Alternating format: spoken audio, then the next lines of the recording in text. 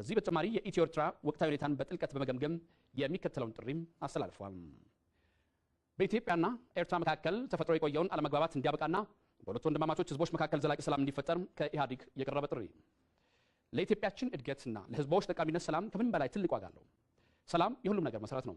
ከግለሰብ የወደፊት የማደግና መለወጥ ህልም ጀምሮ እስከ ሀገር ድረስ ሰላም ከደፈረሰ የቱንም አይነት የልማትና የዲሞክራሲ ዓላማዎችን ማሳካት አይቻልም። በኢትዮጵያና በኤርትራ መካከል ከ1990 ዓ.ም ጀምሮ የተከሰተውን ጦርነት በአፍሪካ ከተከሰቱ የድንበር ጦርነቶች ሁሉ ደም አፋሳሹ ሲሆን ከሁለቱም ወገን በርካታ ሺህ የሰው ህይወት ሊጠፋ ችሏል። ጦርነቱ በሺዎች የሚቆጠሩ ሰዎችን ከኤርትራና ከኢትዮጵያ የድንበር አካባቢ መኖሪያ ቀይም አፈናቅሏል።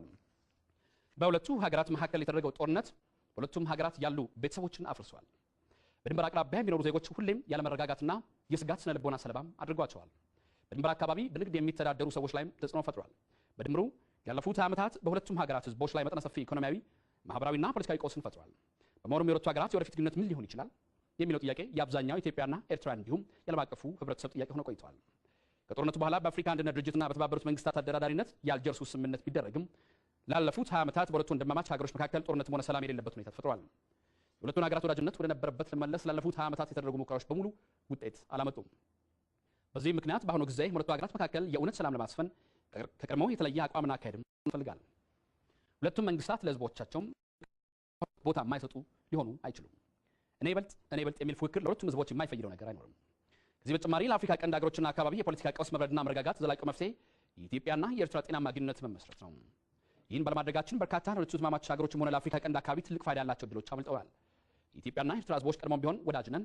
በደም በባህል በቋንቋና በረጅም ጊዜ የጋራ ታሪክ የተሳሰርን ህዝቦች ነን።